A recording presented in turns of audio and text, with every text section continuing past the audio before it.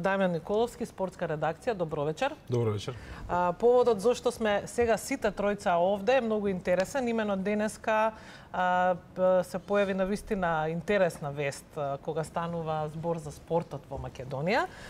Тоа е дека после отказот на Жозе Моринјо од Манчестер Юнајтед, ФК Осогово од Кочани упати покана до Моринјо и го покани доколку е слободен, а е слободен во моментот, да дојде да биде тренер на ФК Осогово, така? Така, станува збор за трето лигаш. Трето лигаш, македонски трето лигаш, но прилично амбициозен. Симеонче Стоиков го имаме на телефон, тој е генералниот секретар на ФК Осогово, кој што ќе ни каже докаде се преговорите со Моринјо. Добро вечер, господине Стоиков.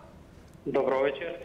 Вие сте вечерва во Скопје на една фина новогодишна прослава, но ние го искористивме вашето присуство и во Скопје и генерално како генерален секретар на клубот да ни кажете од каде идејата Моринјо да биде ваш тренер и генерален менаџер. Па вака, ние како клуб и како управа која сме во клубот ГФК Осогово веќе една година, ги следиме сите текови како во македонскиот, така и во светскиот фудбал.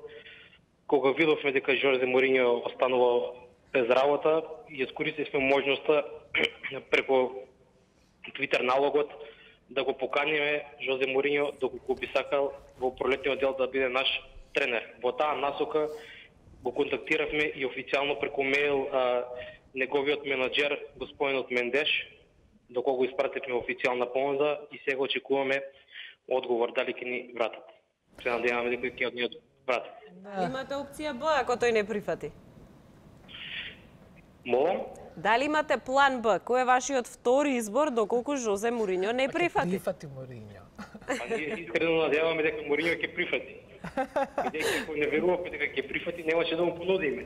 Така е. Она што е интересно, господине Стоиков, е дека на вистина барем балканските медиуми сите ја пренесоа веста дека ФК Осогово трето лигаш од Македонија му се обраќа на Моринјо со барање да биде нивни тренер. Јас пред да влезам во студиото имав прилика да прочитам дека Предраг Мијатовиќ веќе нагаѓа дека Моринјо ќе оди можеби повторно во Реал Мадрид. Не знам дали тоа ќе се случи, но имате ли доволно средства да го платите Моринјо? Реал Мадрид е сериозна конкуренција. Да.